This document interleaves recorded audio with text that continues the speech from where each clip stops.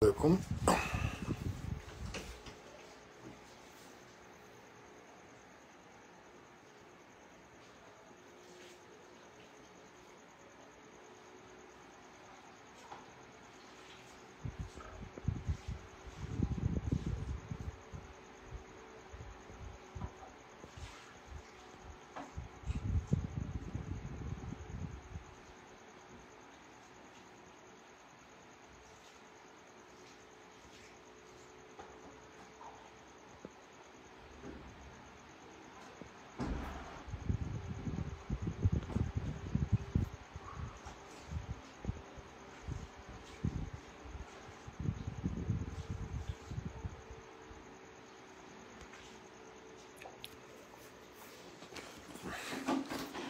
Okay, guys. Just a quick update, Rek. Lafta Kawole Kejandro.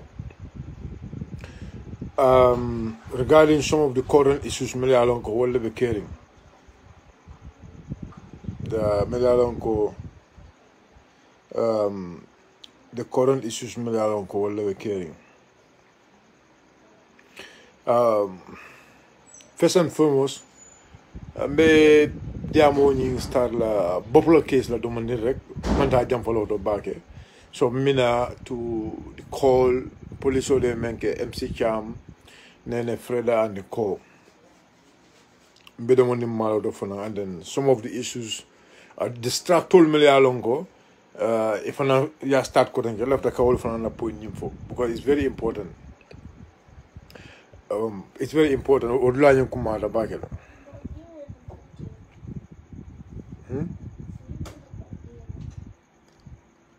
It don't move on day, Kavin Takata, I don't move on day. Huh? It has school. Okay. Okay, then Sam think okay, it don't move on day. Sorry guys. So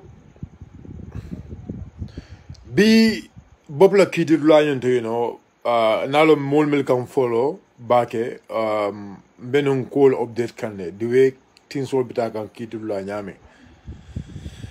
But it's very important promole couldn't tambeji promole long. Olam ñu diko bi tata kiti bun kanale P9 wala mu séda jara sédo ñing séda lulu séda kononton jaw me ya lonko atemu police olati séda kononton jaw ñing atemu police olati police me ya lonko atle do ko ronta la expertise moment wala mu ñndo ko forensics comme ko membe ko anything me ya lonko regarding medical issues will be able to call it Melialonko atamarre call la dal. So wolen police Melialonko bi atlena da kiti bunkono. Atleka da police Melialonko ye kula diata la kula nyi. Ye kula boxo diata la praya samba gana. Kula boxo nyi. Ye bagazol ke kula boxo kono marchandisol. Ye marchandisol ke kula boxo kono ye diala ye pleno jo ay prata gana anno aya fa wala nyama fanan ko atikara molti me ya lonko ya kumandile kabe ya kumandi akani state la council state council nyi ani warning one of the doctors in 𝒕𝒕𝒑𝒔 akoy tata muntole itata dinno la wodoto ako dinno la wodo nyi me ya lonko tata je wodo nyi je ye blood sample ta woleto ako ye blood sample ta woleto bar blood sample mil fana ye taje atasa même phone wala nyi ko ay même confirm wala nyi ko ye blood sample mil dia tala ay ajibe blood sample nyi bala mel tobe ye wala mo Boubacar Bob Keita pa Modou Ngom anim baby Mohammed alma alay neman kafra kay ako wala tobe blood sample nyi bala ako ay wala confirm borla diamo ñun kono ay atandi ko lebelin dula ñing amantara je ay atandi ko yelol ñun ta dula ñing amantara je anno ay atandi lako atafana mayelo ñun ta so ko comment si don don wolam ñun ko atakeda moldi me ya lonko ye police ol yelo kol kel on do sabo state yelo kol kel pareda kabi yela kol ke parerim banno ya de commandi ka invite pour ka ki ya bagaso menta yela kol mel kafu nyoma pour ayo sika aya samba Ghana banko kan kataka examination o keje annu ata fana yake wala nyama ya bagaso mel sika ye diala ayo bagaso leta ye bula kula ko ye bula kula kono ay kula nyinta ay muta bulo kono atata ay pototo ay montoro wad seke ay pototo amuta ko don kay montoro watu woro fananke montoro watu woro ayo fananke pleno kono kata Ghana kabla futa Ghana akay o fengol bagaso mel ye diala ayo bagaso nyun muta ay di Ghana la police kuntio me ya lonko wala mot me ya lonko wala marata Ghana la labo nyinna me ya lonko bi 𝒂𝒄𝒄𝒏 o kata mot me ya lonko fanam bi abenu kiti bun konole kacanyin o diamula labon kata le kiti bun nyin kono so nyum dula nyin akumata bakele pour molio fanam faham bari fahamro bita nyin do fanam ko wala nyin ko nin hakilo ba kan nun na kiti labango kabrin ka bo kiti dulato loya nyin on so jojo nyin me ya lonko kiti be wala bulu ay nyin foko ako Boubacar Bob keda ay nyim foko baby Mohammed aning baby Mohammed bama pour yela continue nyinta nal hakilo ba kan nun ako nal hakilo ba kan nun makiti labon janning jojo kada holidays la ay nyim foko baby Mohammed continue nyim pour yata aning baby Mohammed bama continue ako pour yata ayo fanandila as order for the DNA test because ye nyim folo ko DNA e ka obe tanole e ka continue tanole e ka nyimo tanole e ka whatever tanole but ate rulings men ke wala onda order men di wala nyindi ko priye wala continue nyinta barim gamben ko na la jibe say mbaadingol gamben ko na la jibe say membe je wala nyindi ko men ko mata jam ko mata bakel wala nyindi ko minatin na loya nyin ko joyo nyin ko al continue nyinta so why nyul mon continue nyinta Gambian call be alon ko diamo be nyunto ba ken ko continue la ko nyunto diamo ni blood sample la ko to diamo seta je bakel especially dinu me ya lon ko already afatale diamo seta je bakel fo dinu ni na blood sample be wol taliban fo be juma taliban diamo seta je bakel bay milat na say masa kunda la cuti lalu wol kena multi million lon ko it will be depend ni yellow dam malaka yellow dam ma yellow dorong it will be depending on the but say other means of taking DNA it will man some koke so ni sample ni ida kita boptiwo amanke boptiwo say Gambian call ni dula ni is very important pour molia understand ye men for bopulem bang for bopunta bang for ye blood sample men samba wolem bang for wonte bang what is more important here the process is very important. And the way the sample may along it will you collect or you extract from Boubacar Bob Keda Pamodum Gom and baby Mohammed. That sample is that right sample may along you will Mr. Francis Labampra Sambagana. This is also very important. Because if you look at the process, Nyajibe, for example, it will Boubacar Bob Keda Pamodum Gom. The day they invite them, from that day, who knows who was handling the blood samples? Jumalebe blood sample you'll handle. From that very day, who was handling the blood samples?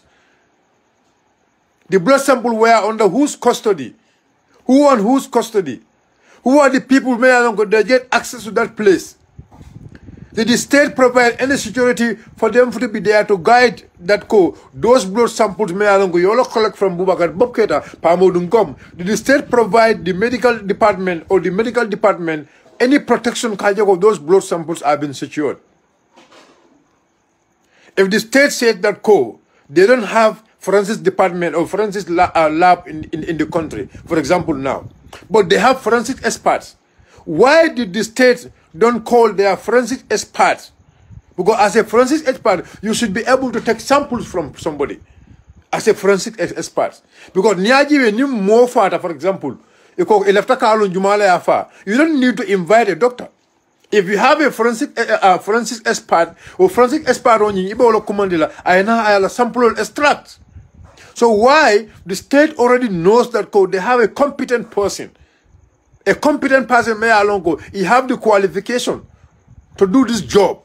So why they did not invite that person to come and do this process? So that point also is very important. Bayri masakunda fo nyim folo ko mol betul bulle alila moyna hakilo la de because bi melna bun kono wala ñun ko mole me ya lonko ako ala do ko mu wala andum aya karam obtain university level in Malaysia sa minatina masakunda ma nyimmo ha minatina masakunda ma nyimmo ta masakunda ma nyimmare muta ya invite o ya responsibility diatala menana police mo samune responsibility diatala pour ay yelota Abubakar Bob Keda bala ay yelota Pambo Ngom bala ay yelota baby Mohammed bala ay continuota ay baby Mohammed Bama fanon continuota menana the police have not given him that responsibility as far as the person was in this country because abin banko kanjan. This is 1 million corruption Gambian ko alnyanda ka mem fana kalamuta 1 million coction. Because lawyer ñin kala fo tete yellow tan no ba ako ha ba tanul. So milad ne ma responsibility dial. Milad ne ma responsibility dial. So this point also left Alia put in order. Alia point for Alia put in your heads. Whatever might be the result, but I want Gambian people to put in point for Dunun Konoba. Nanyim point and Adunun Kono. From there also, it will masakunda mol melalongo wolle yelota. Ye yelo siga koya samba dinno wala leptano lombadi. Dinno wala leptano koya samba dinno wala wodo kono. Ye yelo ni samba woloto. But say ye yelo samba frijo men kono. For masakunda korte la bang.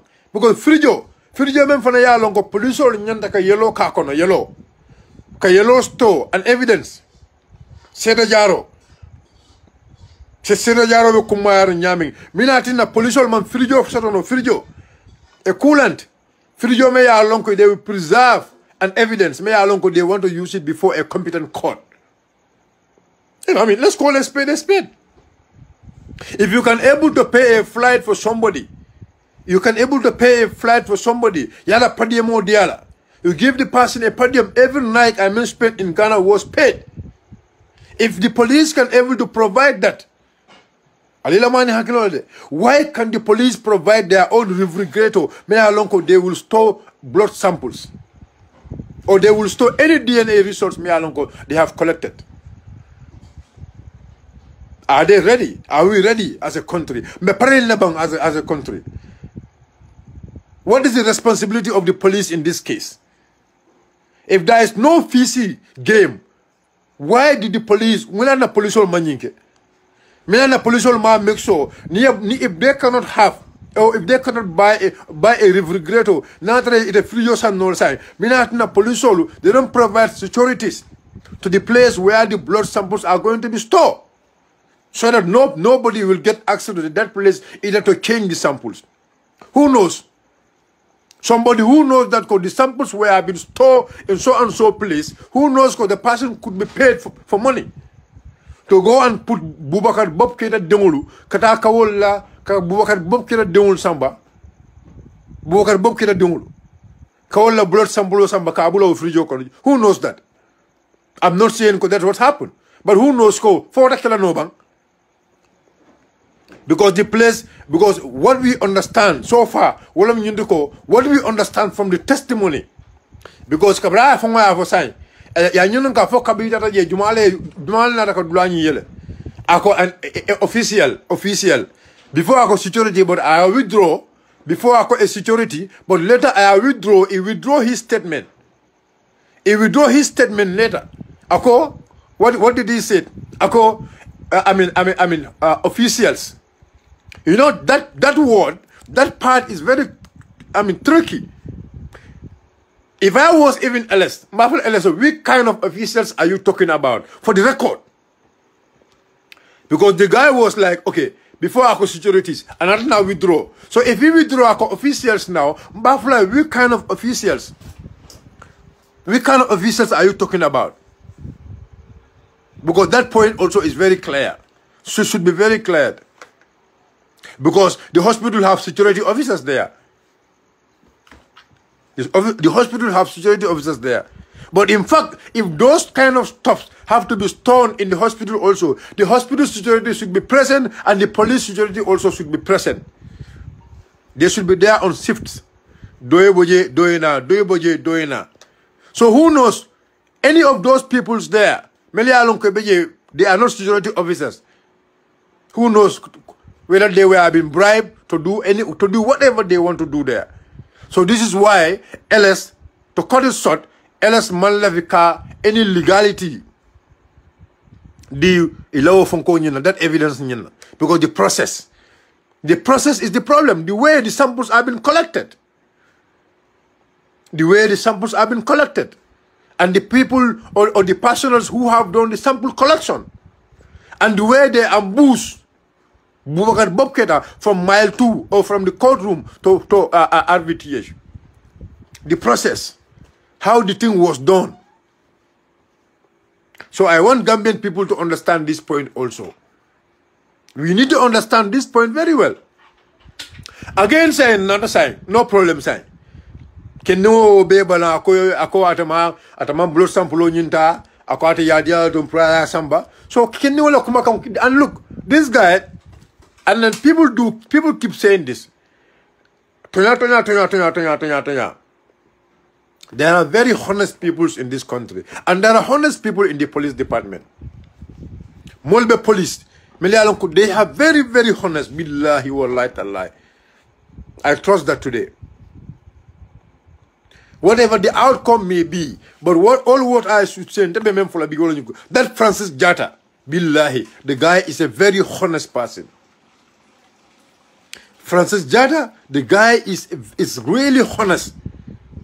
Amango come and kafoko, believe in me, wallah, he is a genuine guy.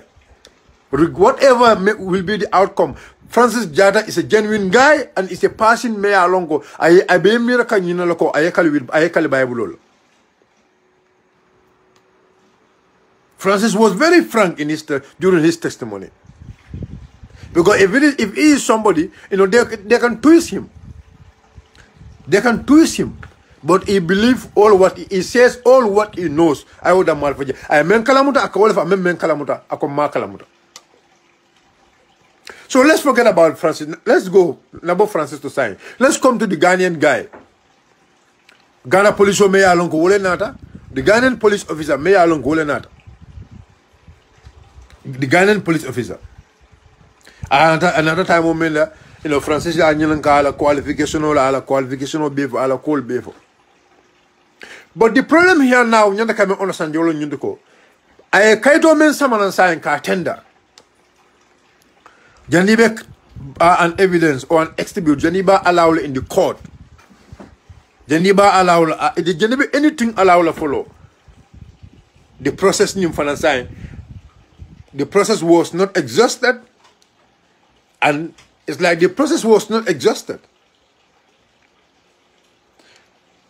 State judge Akatandi LS Leko, LS was trying to tell him how illegal is to tender is to allow this exhibits. Was said Jaroni LS Bafoka Eloko woko how illegal it is. LS been wolf fokai.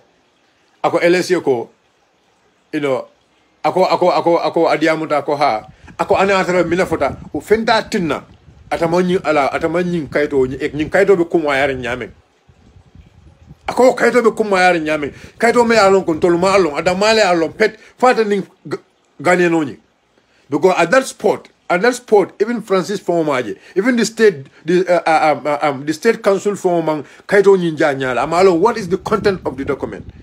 But alon na tedam ma attending the Ghanaian guy that male yaje Ghanaian me yele Professor Kofi Superintendent Kofi da male ye kaito ni yele anyayaje me fonko nyun conduct adam male nyayaje is the only person me nyayaje the second person pro nyayaje wala mata jojo nyinti bana jojo ko nyun kaito be kumayar nyameng ako fenta tinna there is no statement. Member na ataro kaito nyintan na kalandi komen ko sera jaro kakabu sera jaro ma masa kundala sera jaro ma nyin kiti nyin kono kakafu masa kundala sera jaro ma nyin kiti nyin kono ba de ala ñun la jibe ala jibe de ako notin ako fento tinano ay wolof so kabla ñun dula ñun fo ls kay ko okay say my lord akayako my lord left a men na wolam ñundu ko yeñu kuma ko men fo tek left le ya put on the record amanzo ala jibe de my number is 2885588 ala jarama yes 2885588 2885588 akayako alila moyde akay left ñun kuma ko men fo tek left ya put on the record abalante walal de ama ls la moy fond pour a jiu ama la moy fond pour même babulu ala fa kuma ko même fola ala fa ama moy folo ako jannim be moy la fond ala tra ne moy le fentati non tam ñi séda jaro ñun ma alaw ñun code kon gambian say mañul ngalo ko damalo ñun ko fo fa séda jaro be la kata kiti bu ko no ba namana Mustafa Swandi case me alongo it involved Banja, the Dr. Banja. The record from the Chinese guy. The Dr. Banja record diamond Dr. Banja be diamukan. That record ni. Namero Jojo Balanta wo record ni nale.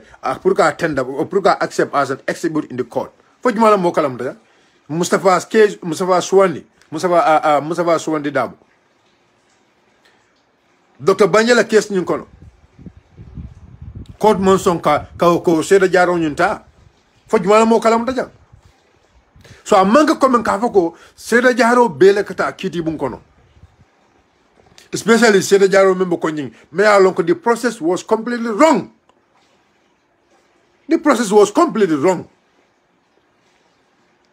so buddy I was very pleased because LS was very careful well LS is a real criminal lawyer because he knows the criminal justice system.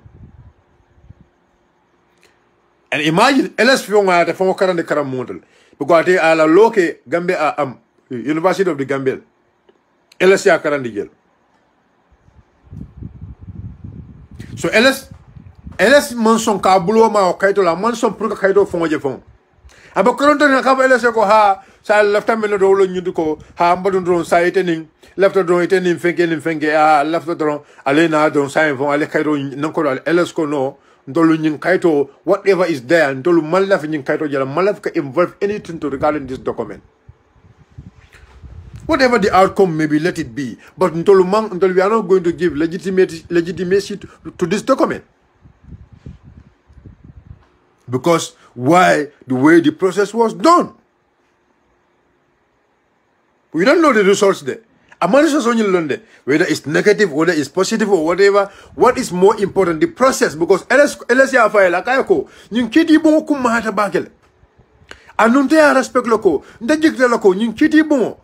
High Court of the Gambia should always go or should always do things according to the standard of practice. The standard. I believe there should be standard in this court. So we have to follow the standards, we have to follow the rules. Because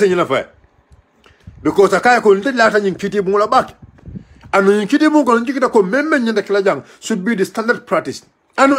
Look, LSA kuka jam fam malam fa je fam laba. Because LSA attend look how he respect that court.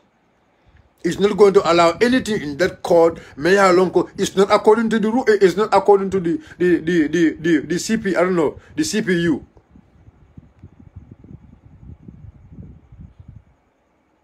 CPC. Anything Meya Lonko is not according to the CPC. LSA attend look ntomanta sonna wala jang ntomanta barala wala jang. Left and moment let it be according to the standard. Let's say $10. Anything let it be according to the standard practice of law. Argument. At the end of it, what happened? I case you adjoin. But case you adjoin. So saying, kaito nyin tutu da mal lebulu je saying. Me ya ke nyawa nyama o, let them do it. Let them do it.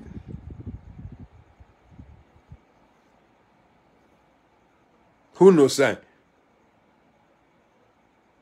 A document me along to Yael. Even if you look up that site also from even for example. Along this guy Nyimalo Kuma Jampo. Because LS man kaito ni yalong kodi amaji. Huh? So what is the purpose of seal now? Seal, sign, seal, co sign. What is the purpose of seal? A document may along is already been sealed. Ya saman kiti bunkon ya ele kiti bunkon aside. Ya ele kiti bunkon whatever resource is in that document, the other party doesn't know nothing about it. The other party doesn't know anything about it. And that document was open, already open, regardless of the person who conducted it. But because the document was open, without Molmaje, without the other parties have not seen the content of the document, that alone could bring doubt about the authentication of that document. Because I document on yael abi blokon. Mafoda second who knows sign? Because the person who made it, who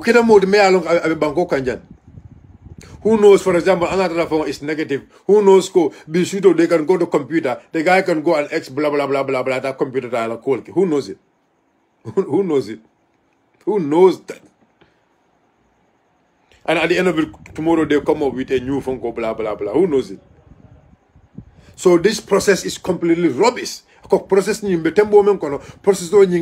is no legitimacy in this process now. It loses legitimacy.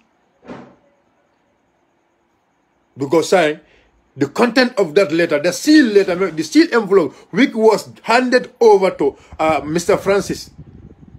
Yeah, someone in the court. It was confirmed by Mr. Kofiko. Yes, at letter in seal. But the content of the letter, the content in that letter was not read before the court today. Among Karan Kitibu national be for the public to know it. The public doesn't know the content.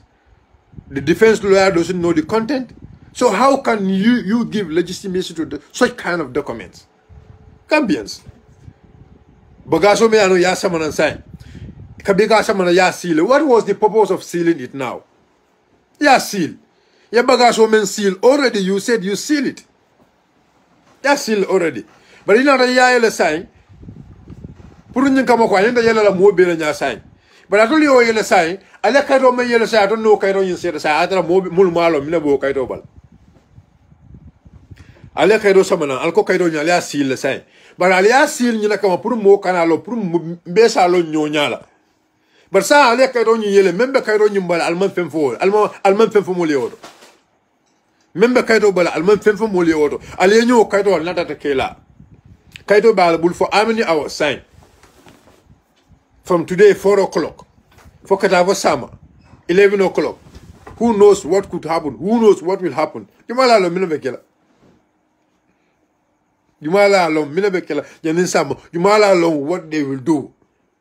Especially the person who made the document is already in town.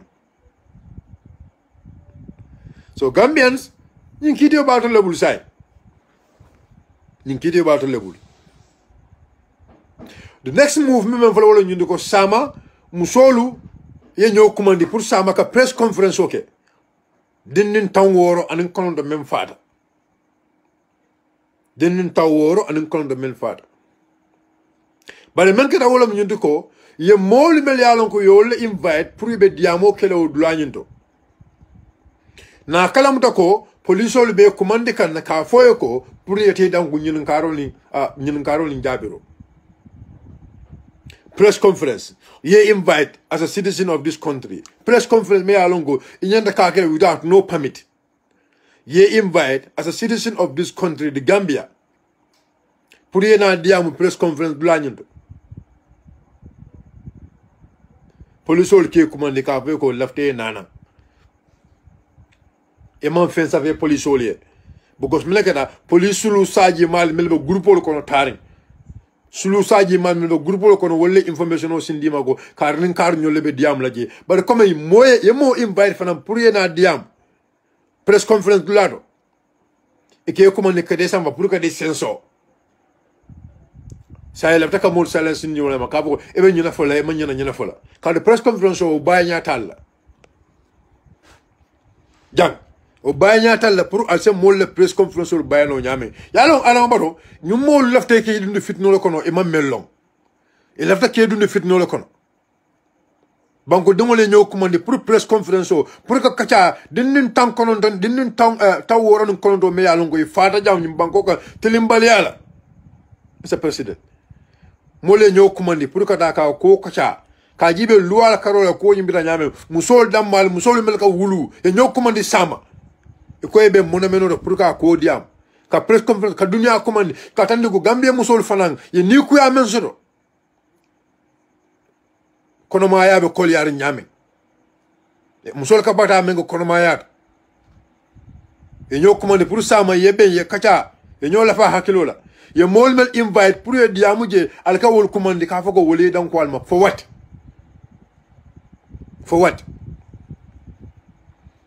so I am calling on the Gambians Nita Baila if these people have to go and visit them if these people have to go and answer to them tomorrow 10 a.m. let us all go to the police headquarters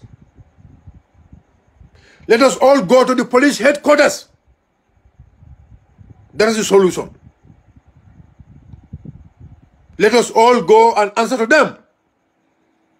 Because if not, next time, anytime you have any issue or you have any press conference, the people you will invite it, they will call them for corruption.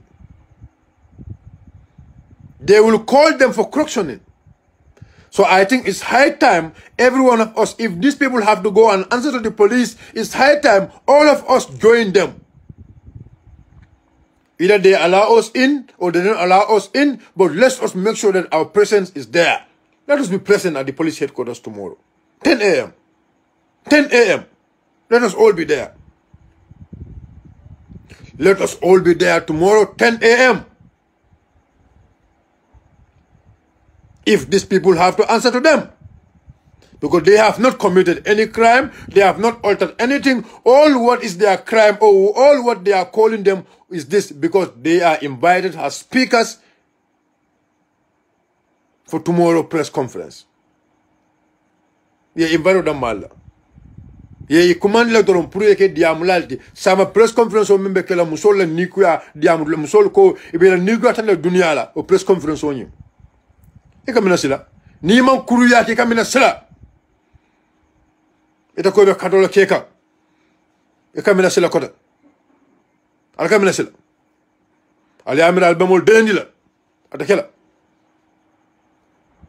bar gambian ko lumba ko maklifa asala hakiltu nyim banko alma ala ya tunye bar le banko le bembul banko mi alon ko nafiya siada bak ndabuka mo kuma yandi de. But I have seen some artists, some so-called social media speakers, during the time of 3 years, young, they are the same people they were supporting the president. After 3 years, it turned to against the president. They support the president during the election. They are against the president. The same people now, they are using them again because they know that there are a lot of difficulties on them. They have gone back to them again. They give them money. Your codol dealer.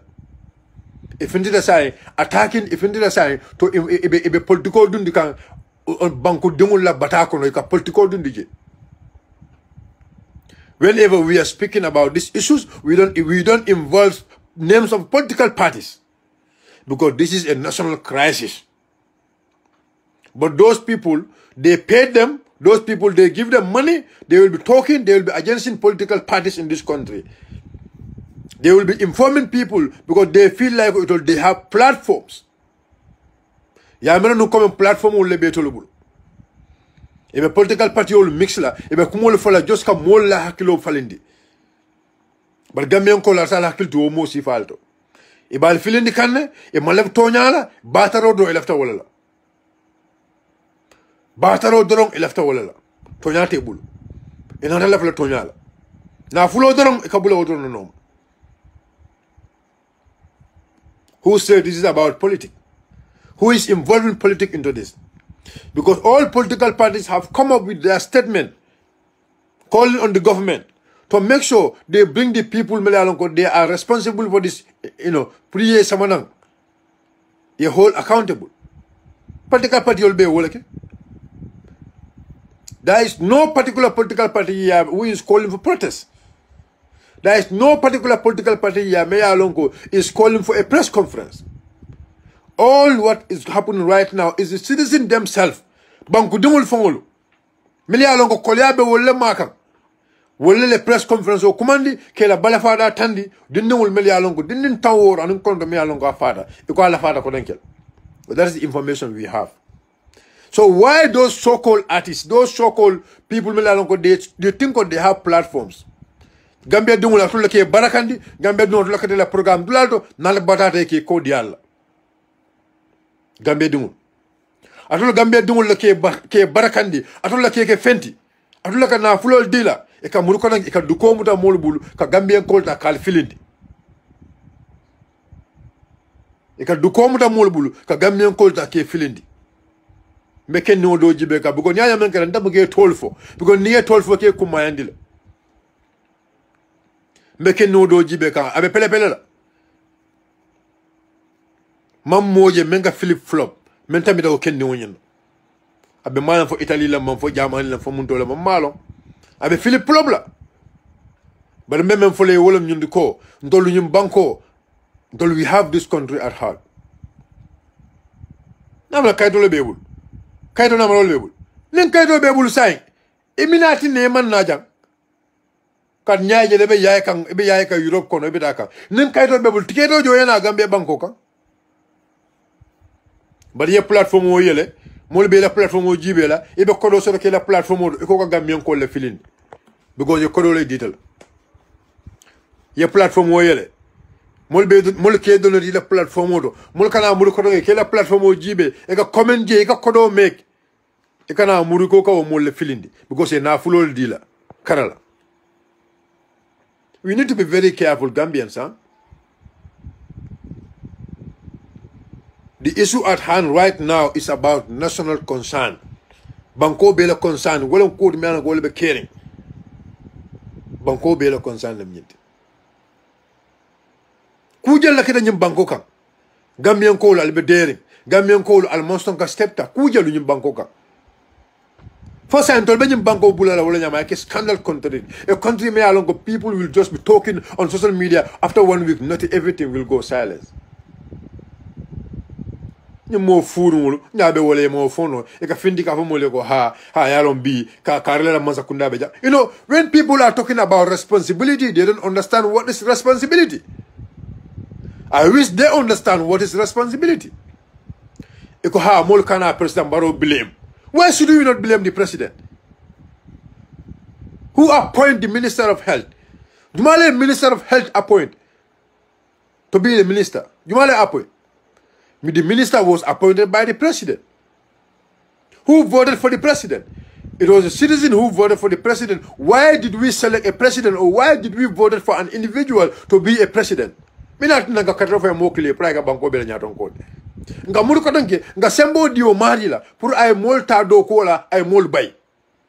Supreme sembo ko diala me alon ko Adama o sembo sodo pour ka mota do ko la ka mo bay.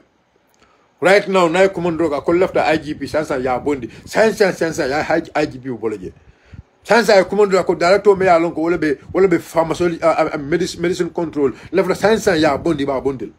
I command of Minister Karen Kala Palaso Body Babun Labul. We give them that power because na kodon kawul jo wala na atleta na sembo diatella pura mara cool bela. He is not a doctor, among a doctorate. He is not an expert. Among is a person me along all what we know him. He was a real estate manager. He was doing rental management. Now long well.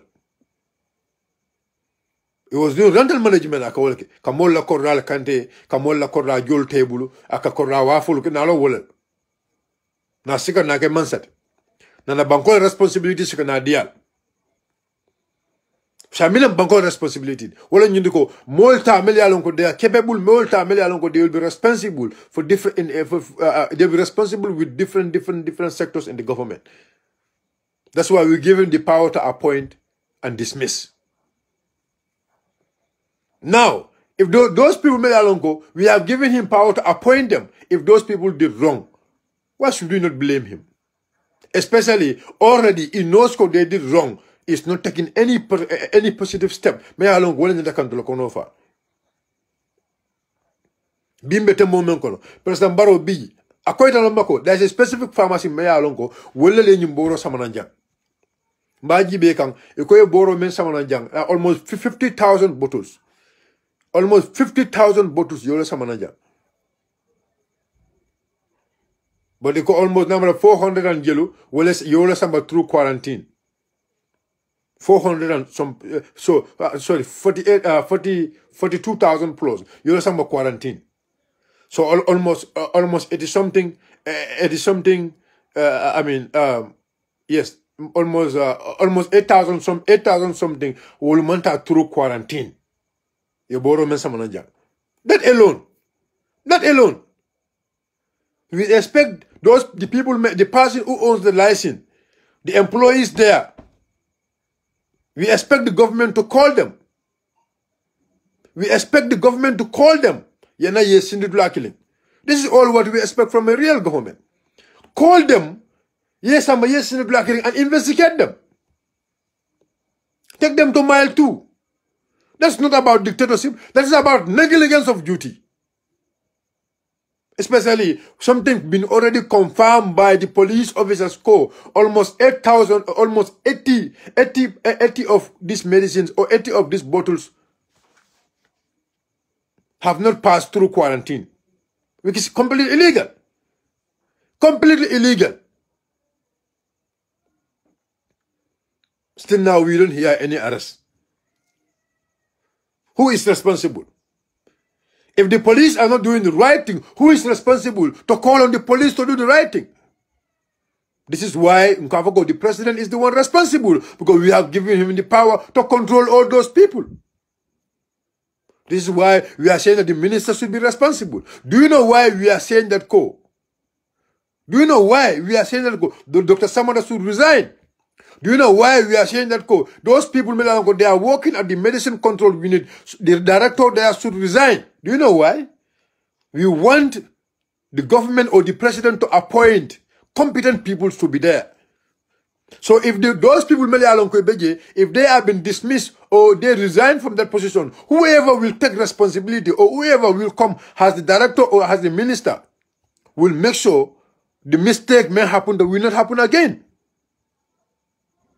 Because this was the mistake. It happened to na predecessor resigned or na predecessor by. So then I have to make sure I work very hard. I have to make sure my directors they are in various departments. You will always hold them accountable. You will always check on them.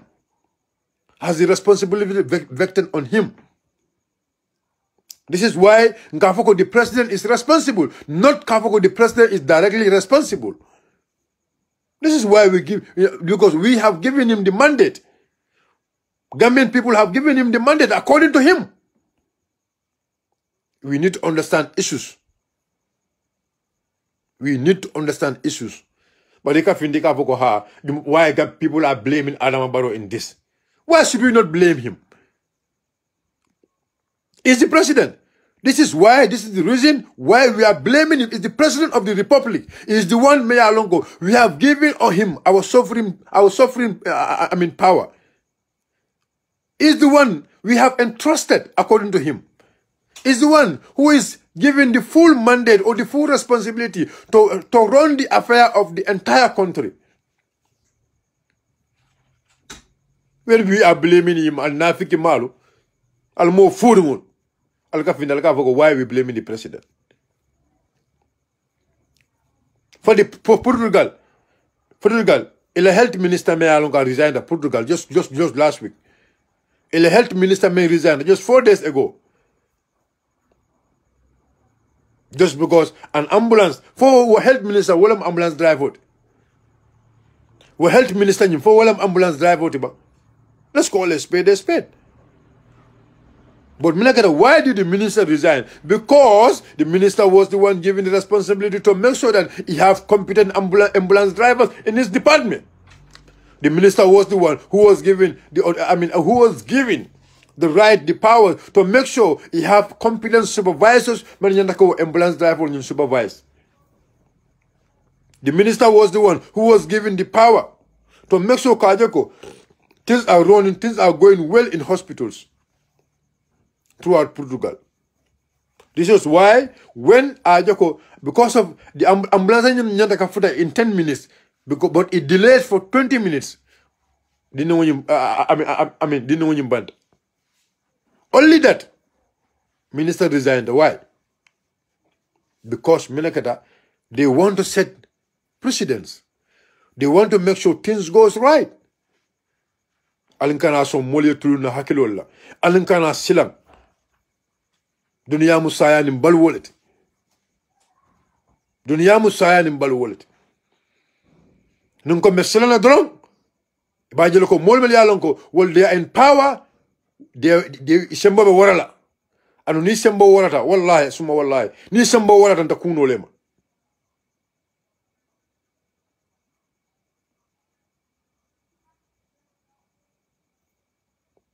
You should not give them you should not give them any chance. When we give them chance, wallahi summa wallahi, yeah, Jambe, this was a chance we give him. When he start killing our people, people start running. People start leaving the country. That gave him access to be the Superman, the superior, to be a mini god in this country, because people start running away from him.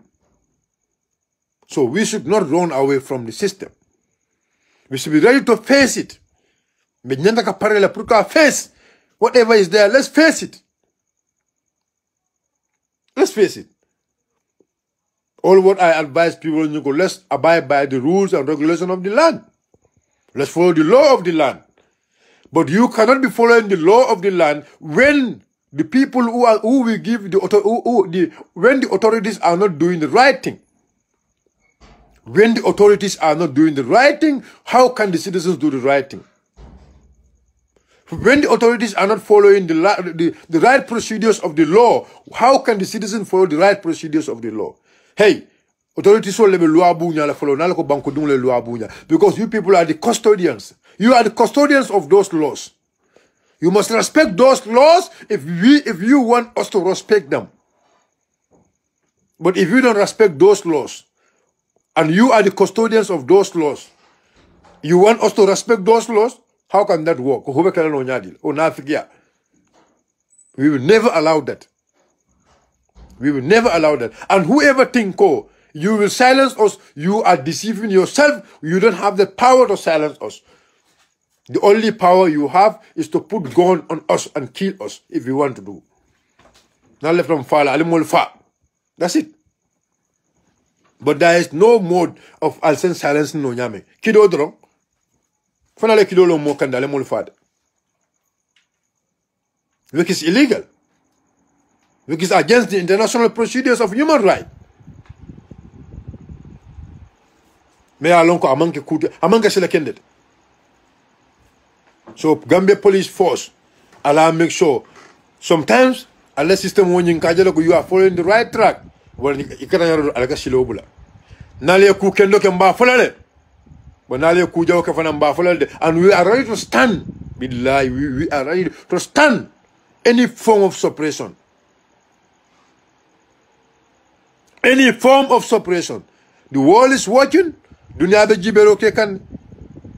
Media is here. Whatever is happening in this country now, alhamdulillah, because Gambia is international focus. Droko menka dunya banko kanyang dunia bebe njibe kan. Gatara front page of Gambia dunia dawdo ni itata media household to dunia alto bankol to ikatara Gambia be front line to. Gambia is in the front line. Gambia will be front line to. So we are ready to face it. Nothing, inshallah, will stop us not to face it. Nothing will stop us not to face it. So we are calling on everyone, every patriotic Gambian,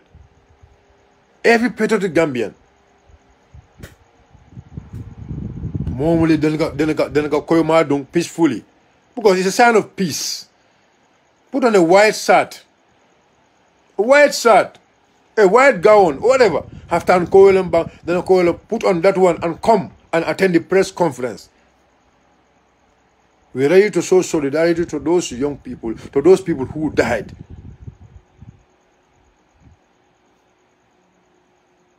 And more, you have the time to go and attend. If these people are going to the police headquarters, you want to join them? Join them. It's all right. Okay, fine, no problem. Because this means they look at you, they give you a suspect as a threat. Suspect as a threat. Without seeing anything with him. You are a threat. He will not allow you to get in here. You see how abusive. You see how you people are abusing the law of the land? Stopping people not to get into the courtrooms. When the courtrooms are not full. We are tired of this boy. We are tired. So I am calling on every Gambian. If you have the nation at heart, if you have the country at heart, you know the direction this country is going towards. People are suffering. People are hungry. People are going through a lot of disturbance in this country. Price of basic commodities is skyrocketing. Today, the rate of dollar today is 59.50. Today, if you want a dollar, if you want to buy a dollar, you have to pay nothing less than $61 or $60.50 butut. Ni fa dollar la bi, dollar ni bankoka. Bi ni bankoka ni dollar be bulu bi. Pour ya falling. Tal lulu ni konondo ni tala. Ni le fa dollar la bi ni bankoka njang. Ta woro ni tala oro ta woro ni killing. Pour le dollar so ni bankoka njang. $1 ni bankoka njang. Mina ba kering. We are tired. Thank you for your time. It's almost 12 o'clock Gambia here. Allah baraka bake. Officially itolo officially itolo mu fongol let. I don't fit fatality. But thank you very much. Allah baraka. Thank you for your time. Assalamu alaikum wa rahmatullahi ta'ala wa barakatuh. Alma tonya sabat la bankokan. Alma kairo sabat la bankokan. Alma kila nyomo elati. Mol meli alam ko lafta kan rule. The violent rule tactical ming iba plegan. Alma ala kana baraka kila kulto. Alma kamme on sabat la ndamal tema. Alma kila multi meli alam ko minna bankola jela di Gambia inshallah. Naka multi meli alam ko ala dunni njiso kono sonno mo kono. Na pare pour ka aje ko tonya sabati bankoka inshallah. Na fulo kana jenkendi fengo kana jenkendi. Naka multi meli alam ko be silo muntala edna siratal mustaqim. Alma Allah subhanahu wa ta'ala ko wadi. Nyata na kuma fajam ko ngombe yalon ko anin sahaba mo be o muntulla adama diya na solati na fen fajam be yalon ko len sahaba be to Allah subhanahu wa ta'ala ma ko roldi be alda na man sababa man zakala san kandana diya molto nge ko nim barolu Allah sam ma ko je inshallah man sababa man zakalanke kuma me yalon ko na fajam be banko na fala be banko na fala alma alayo dundi adama dum sonno mo kono na fen fajam be yalon ko ta banko na fala banko sambala nyaato alma Allah subhanahu wa ta'ala kana dundi adama dum sonno mo kono assalamu alaikum wa rahmatullahi wa ta'ala wa barakatuh.